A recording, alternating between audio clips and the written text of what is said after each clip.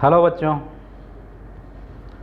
तो जैसा कि मैंने पिछले 2 वीडियो में मैथमेटिक्स के बेसिक बातें आपको बताई हैं, अब उसी के सीक्वेंस में आगे आपको बताता हूँ बच्चों। क्योंकि आपको डॉक्टर बनना है तो आपको फिजिक्स पढ़ना पड़ेगा, और फिजिक्स पढ़ने के लिए मैथ पढ़ना पड़ेगा। तो मैथ में बहुत ज़्यादा नहीं, थोड़ी थोड़ी चीज़ें, लेकिन बहुत इम्पॉर्टेंट चीज़ें आपको पढ़ना ज़रूरी है, और वो मैं चाहूँगा कि आप ध्यान से पढ़ें और समझें ताकि आपकी सारी प्रॉब्लम ख़त्म हो जाए। ठीक है बच्चों, तो मैं शुरू करता हूँ। रेशियो। रेशियो का मतलब होता है अनुपात। अनुपात अनुपात का मतलब होता है बेटा कंपैरिजन। किसी भी 2 चीज़ों में जब रेशियो उसको डिवाइड कर देते हैं बेसिकली, तो वो उनका रेशियो कहलाता है। अब जैसे कोई कहे ए के पास 40 रुपया है और बी के पास 15 रुपये है, तो ए और बी के पास जो पैसों का जो रेशियो है, अनुपात है, वो क्या होगा? तो सिंपली हम क्या कर देते हैं, ए बाई बी, या इसको ऐसे लिख देते हैं ए और रेशियो का ये sign is to be, double dot ऐसे करके लगा देते हैं। तो क्या हो जाएगा 40/15। अब इसको सिंप्लीफाई कर लो, मतलब ऐसे ही नहीं कर सकते, अगर कट के ये छोटा हो सकता है तो सिंप्लीफाई कर लो। तो 5 से अगर देखो, 5 8 40, 5 3 15। अब नहीं कटेगा, जिस लेवल पे ये जाके नहीं कटेगा वहाँ पे आप लिख दोगे उसको रेशियो में, 8:3 का रेशियो। अब यहाँ पे एक चीज़ ध्यान देने वाली बात है कि कोई भी कहीं भी अगर रेशियो में कुछ लिखा हुआ है, ठीक है, अब उसने बोला कि ए और बी के पास पैसों का जो रेशियो है वो 8:3 है, इसका मतलब ये कतई नहीं है कि ए के पास 8 रुपये है और बी के पास 3 रुपये है। ये दोनों का कंपैरेटिव है, मतलब दोनों को डिवाइड करने के बाद कट करके जो एक्चुअल में उनके पास कितना रुपए है, 40 है और 15 है। मतलब कोई एक ऐसी संख्या है जो कि कॉमन है, जो एक ऐसी संख्या है जो दोनों में कॉमन है, उससे मल्टीप्लाई करेंगे दोनों में तो वो असली नंबर बता के आएगा। अब जैसे इसमें क्या है, 5 से किया था, तो 5 ही वो संख्या है जिसको अगर इसमें मल्टीप्लाई करें तो असली नंबर इसका बताएगा ए के पास, और इसमें मल्टीप्लाई करें तो बी के पास कितना। तो रेशियो जहाँ भी रहेगा बेटा, वहाँ पे सबसे इम्पॉर्टेंट चीज़ है कि एक कॉमन फैक्टर रहेगा जिससे वो सब में मल्टीप्लाई हुआ रहेगा। ठीक है, ये ध्यान देने वाली बात है। अब मैं एक छोटा सा एग्जांपल देता हूँ, उसके बाद इस रेशियो का क्या इम्पोर्टेंस है आपके फिजिक्स में, कैसे कैसे सवाल बनते हैं, वो आपको बता देता हूँ। चलो,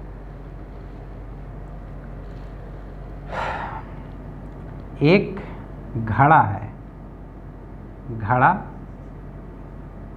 घड़ा को क्या बोलते हैं इंग्लिश में? पॉट।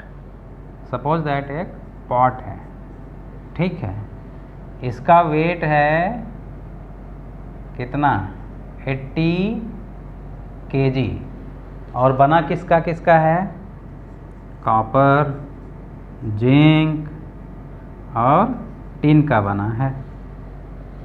और तीनों का जो रेशियो है, कॉपर, जिंक और टिन का रेशियो 1:4:5। ओके, ये इनका वेट का रेशियो है, ये टोटल वेट है। तो बताना है आपको कि इसमें कॉपर, जिंक और टिन पूरे 80 किलो में, 80 kg में कॉपर कितना kg है, जिंक कितना kg है, टिन कितना kg है। ठीक, तो अब क्या करोगे? मैंने जैसा बताया 1:4:5, इसका मतलब ये नहीं है कि उसमें 1 किलो कॉपर है, 4 किलो जिंक है, 5 किलो टिन है। ये उसमें एक कोई कॉमन फैक्टर होगा जो कि इन तीनों में उससे मल्टीप्लाई करोगे तो तीनों की रियल वैल्यू आएगी। अब कॉमन फैक्टर नहीं पता है तो हम क्या कह सकते हैं, मान लो कॉमन फैक्टर क्या है, x है। कॉमन फैक्टर क्या है, x, ये है कॉमन फैक्टर। तो अब इस हिसाब से देखा जाए तो इसका वेट क्या होगा कॉपर का, 1 into x, that is x। Zinc का क्या होगा, 4 into x, that is 4x। Tin का क्या होगा, 5 into x, that is 5x। ठीक है, अब तीनों से ही मिलके ये मेटल बना है, मतलब इन तीनों का वेट अगर मिला दें तो टोटल वेट के बराबर होगा। तो लिख दो x plus 4x plus 5x is equal to 80। तो x सेम नंबर हैं, ठीक है, तो सब x ही है, कोई y तो है नहीं। तो क्या हो गया, 4 1 5 5 10, 10x इज इक्वल टू 80। तो x is equal to 80 by 10 क्या आ गया, 8 आ गया। तो कॉपर का कोई वेट बोलेगा तो क्या बोलोगे, 8।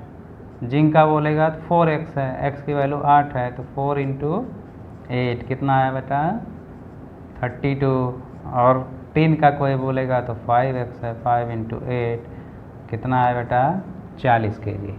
अब देखो रियल वेट आ गया इसका। तो कॉपर कितना है, 8 kg, जिंक कितना है, 32 kg, टिन कितना है, 40 kg। तीनों को मिला दोगे तो देखो 80 हो जाएगा, 40 20 72 और प्लस 8 80 kg का पूरा घड़ा बन गया। ये रेशियो है। तो रेशियो में जो सबसे इम्पॉर्टेंट चीज़ मैं आपको समझाने की कोशिश कर रहा हूँ कि कहीं भी रेशियो लिखा है तो इसका मतलब ये कतई नहीं है कि वो वही उसकी एग्जैक्ट वैल्यू है, ठीक है। उसकी वैल्यू एक कोई कॉमन फैक्टर होगा, एक कोई ऐसी संख्या होगी जो कि दोनों में मल्टीप्लाई करोगे तो वहाँ से एग्जैक्ट वैल्यू निकलेगा, ठीक है। हाँ, अब इस पे हम आपको एक दो एग्जांपल दे देते हैं, फिर आगे बताते हैं।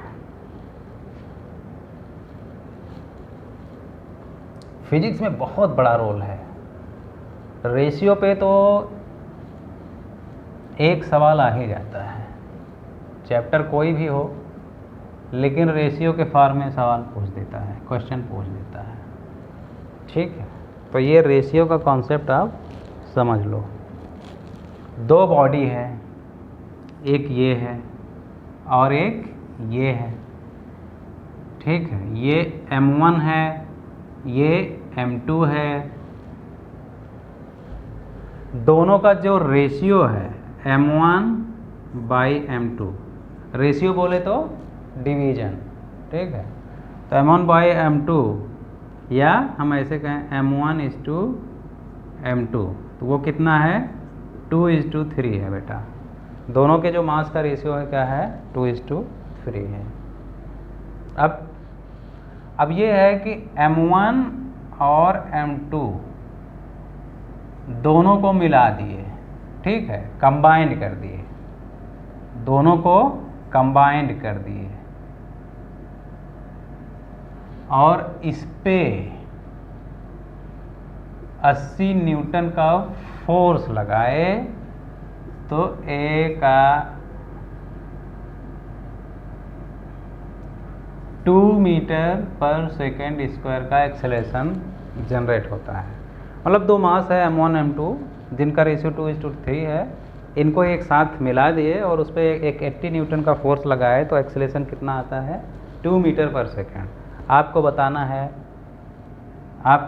है कि m1 और m2 की वैल्यू बतानी है, m1 और m2 की वैल्यू बतानी है।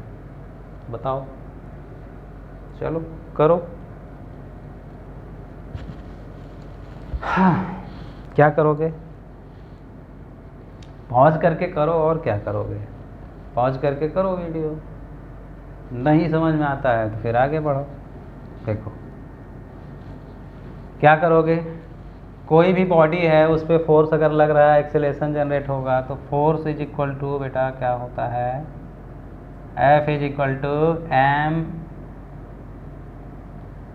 दोनों को मिला दिया तो कैपिटल एम ए, न्यूटन का फर्स्ट लॉ नहीं सेकंड लॉ, ठीक है। तो क्या हुआ, ए भी दिया है एफ भी दिया है, तो एम कितना हो गया बेटा, एफ बाई ए, एफ कितना हो गया 80/2, कितना आया रे 40 kg मास आ गया। अब मैंने बताया कि दोनों का रेशियो 2:3 है, लेकिन ये असली मास नहीं है, इसमें कोई एक ऐसा कॉमन फैक्टर होगा जिसको दोनों में मल्टीप्लाई करोगे तो असली मास निकलेगा।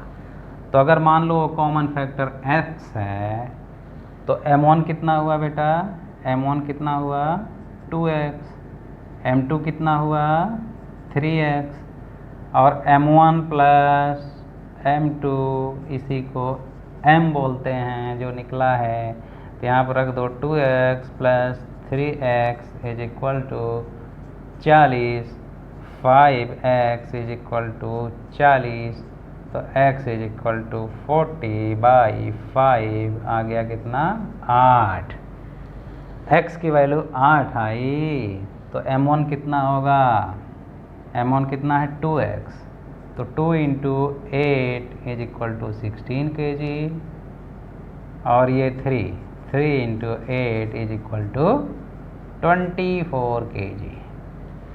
तो m1 का वैल्यू कितना है 16 kg, m2 की वैल्यू कितनी आई 24 kg।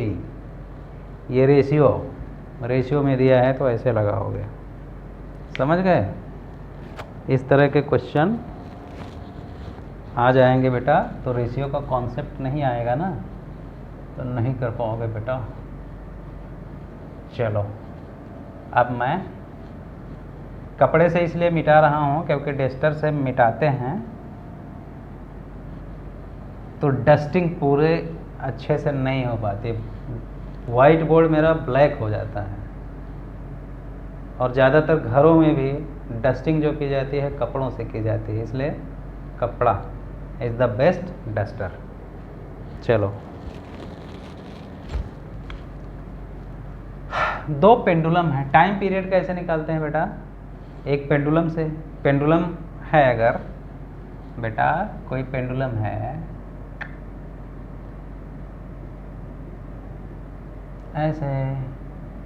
ऐसे पेंडुलम को कर दिए, ठीक है, तो इसका लेंथ अगर L1 है और एक और पेंडुलम है इसका लेंथ L2 है, ठीक है।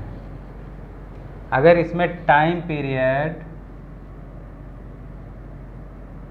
3 सेकंड आता है और इसमें टाइम पीरियड T2 5 सेकंड आता है, ऐसी संख्या लें जो कैलकुलेट करने में अच्छा लगे।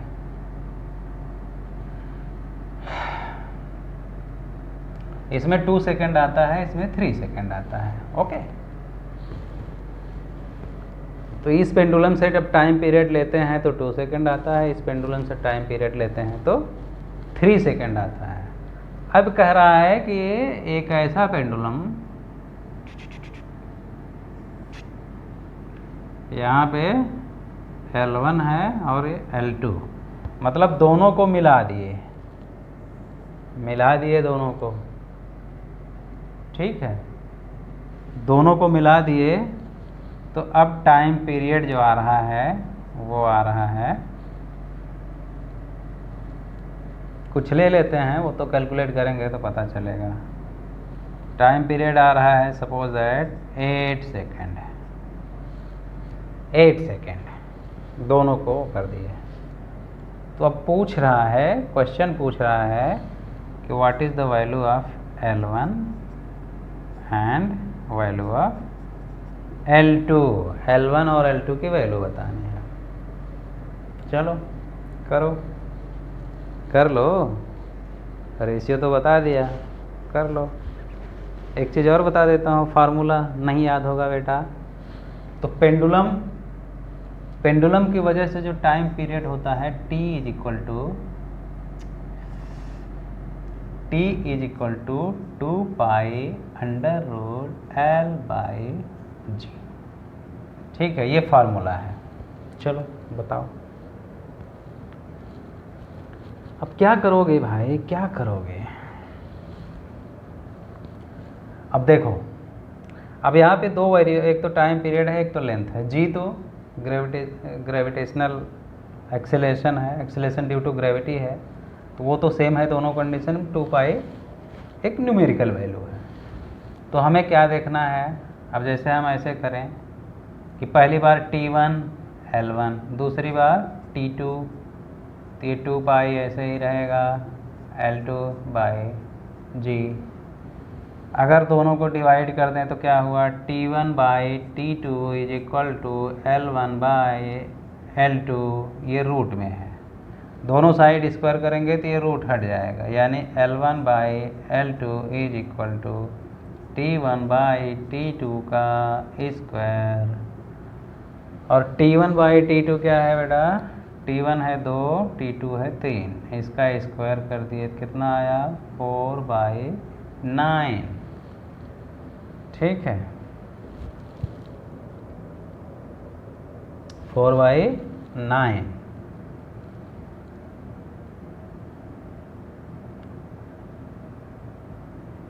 ठीक है, तो ये हो गया T1। तो इसका मतलब L1 by L2 is equal to 4 by 9, यानी L1 और L2 का जो रेशियो, इसको काट तो सकते नहीं, कोई सिंप्लीफिकेशन नहीं होगा, तो क्या लिख दोगे, 4:9। L1 और L2 क्या हो गया, 4:9। ओके,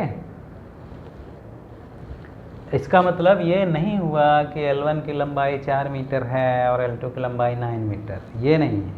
इसका मतलब ये है कि कोई एक कॉमन फैक्टर होगा जिससे दोनों में मल्टीप्लाई करोगे तो L1 की वैल्यू और L2 की वैल्यू आएगी। अब मान लो वो कॉमन फैक्टर क्या है, x। क्या है, x है, तो L1 कितना हुआ बेटा, 4x, L2 कितना हुआ, 9x, यही तो हुआ। अब दोनों पेंडुलम को एक साथ मिला दिए तो टाइम पीरियड 8 सेकंड आता है। ठीक है, तो मिला दो इधर, तो time period t is equal to under root L1 plus L2 by g, 2 pi L1 plus L2 by g. ठीक है,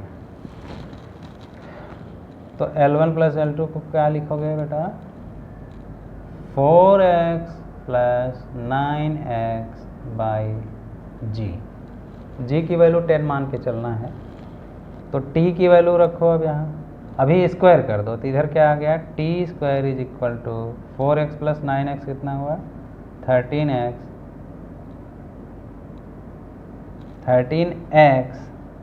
ये तो रूट हट गया, पाई 2 पाई था ना बाहर, तो इसका क्या हो जाएगा, 4 पाई स्क्वायर अपान जी अंदर है रूट के, तो रूट का मैं बता दिया हूँ स्क्वायर करने पर क्या होता है, और वो ऐसा अभी कुछ बाकी नहीं है।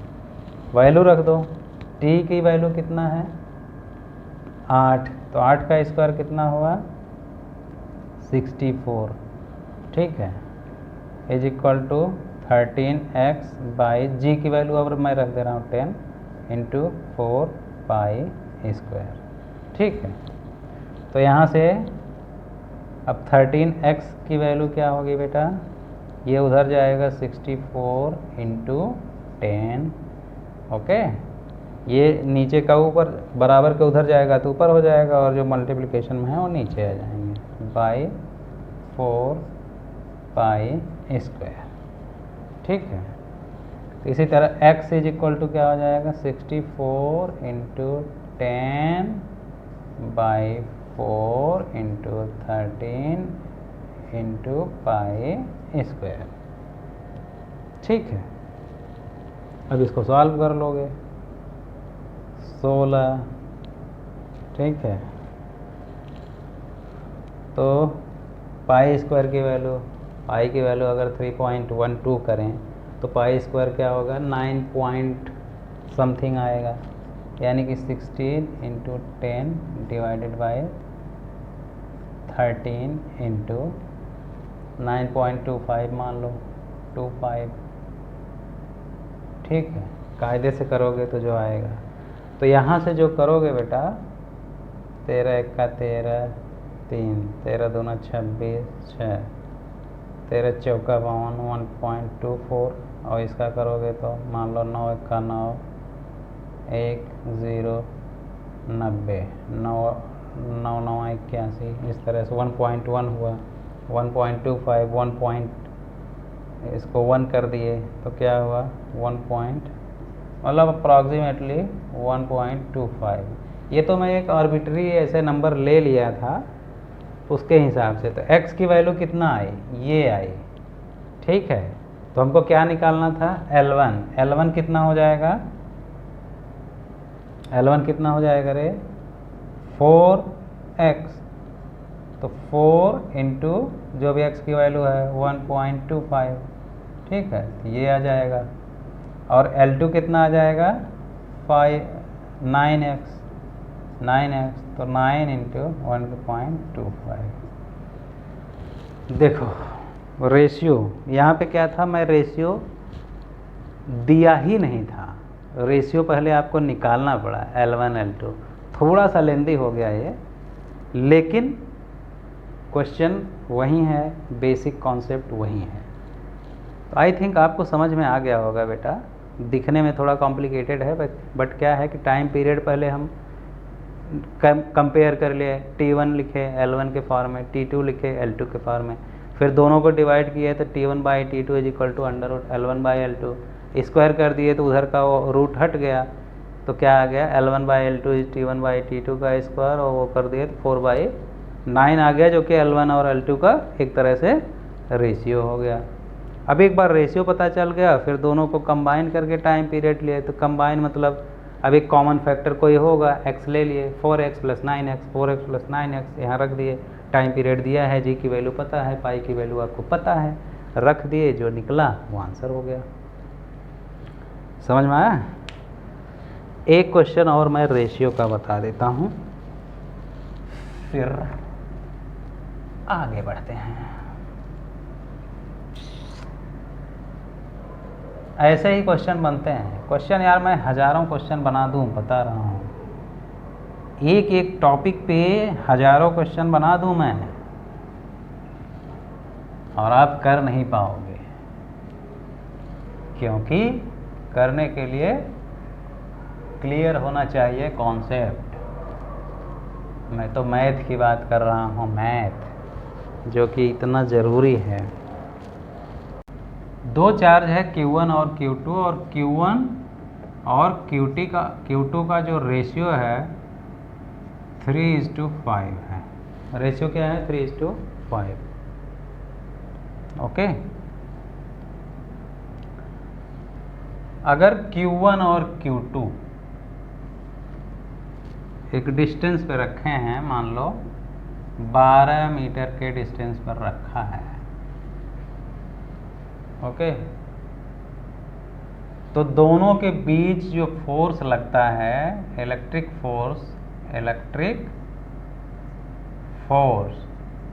इलेक्ट्रिक मतलब इलेक्ट्रोस्टैटिक फोर्स रे। तो फोर्स सपोज दैट वो है 364 न्यूटन। मैं ऐसे नंबर दे रहा हूँ, कैलकुलेशन में जो आना होगा आएगा। इतना न्यूटन का फोर्स लग रहा है बेटा। तो Q1 और Q2 जिनका चार्ज का रेशियो है 3:5, और दोनों को 12 मीटर डिस्टेंस पे रखे, तो उनके बीच जो फोर्स लग रहा है 364 न्यूटन लग रहा है। तो find value of Q1 and Q2। अब देखो ये रेशियो दिया है 3:5, इसका मतलब ये नहीं कि Q1 पे 3 कूलम का चार्ज है, Q2 पे 5 कूलम का। यहाँ पे एक कोई कॉमन फैक्टर होगा, जिससे मल्टीप्लाई करोगे तो Q1 निकलेगा और इसमें करोगे तो Q2 निकलेगा। तो कॉमन फैक्टर क्या मान लिए? x। तो Q1 क्या हो गया बेटा? 3x।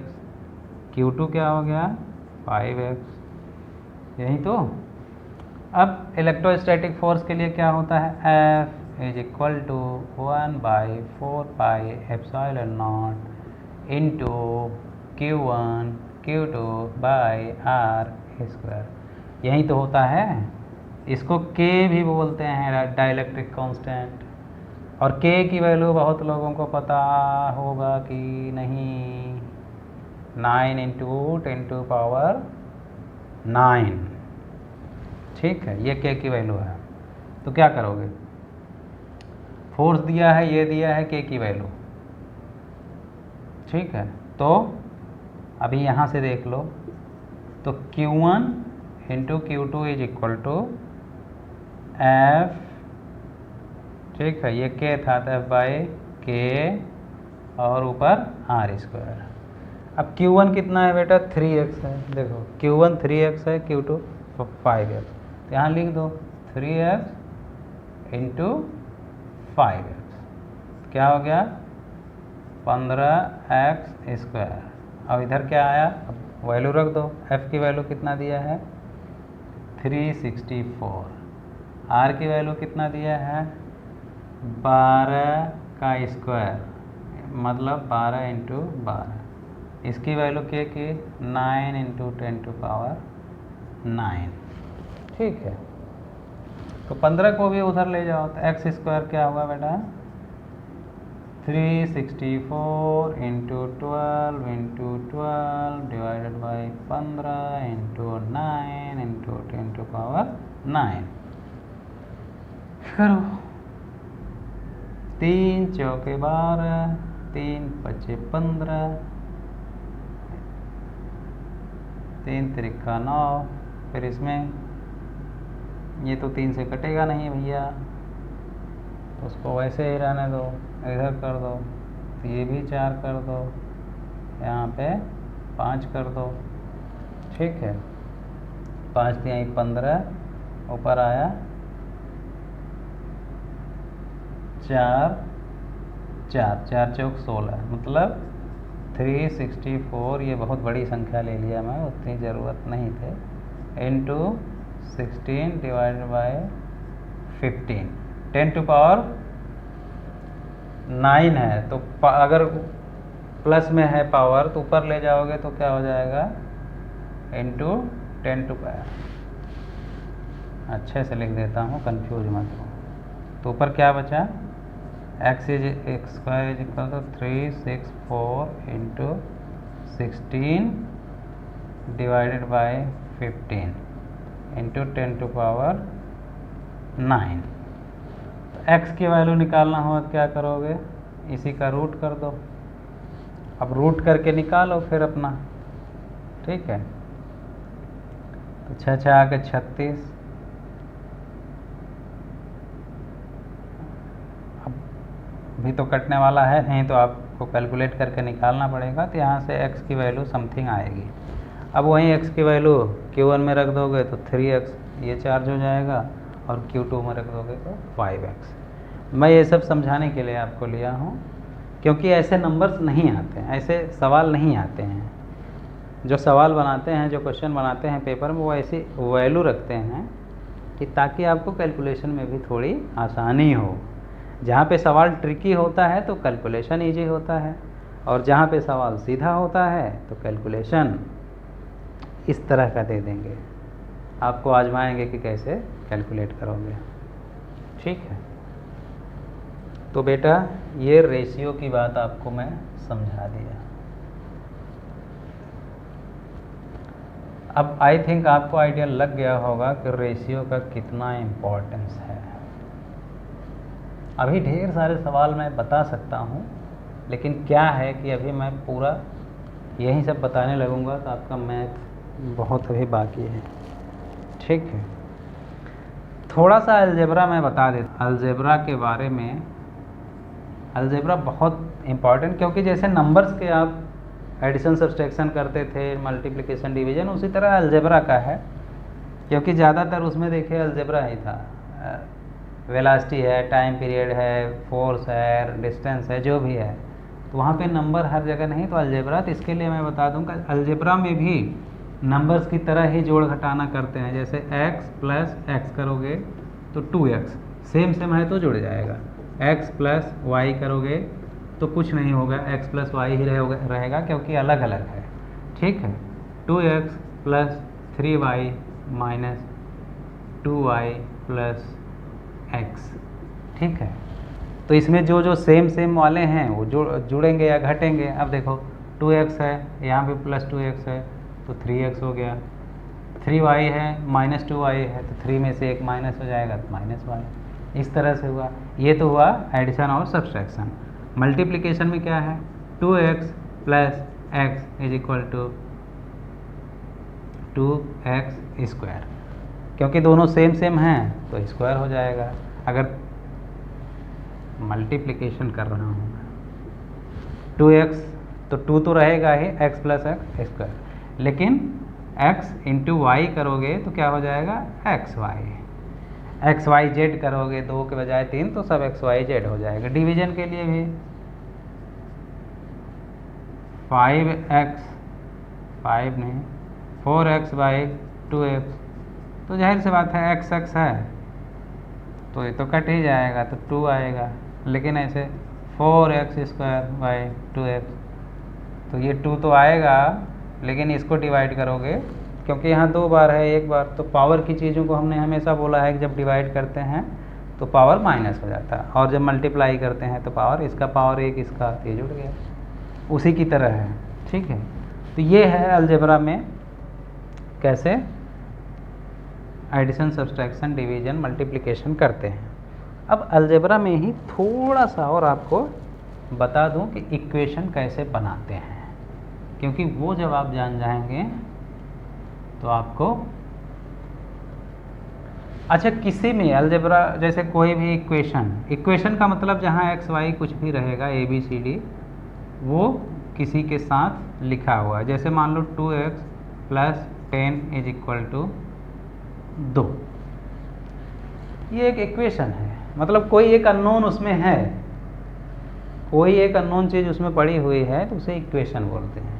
अब x की वैल्यू पूछेगा कोई तो क्या करोगे, तो 2x is equal to 2 minus 10, ये उधर गया तो माइनस हो गया, तो 2x is equal to minus 8, x is equal to, ये उधर आएगा तो minus 8/2 is equal to minus 4।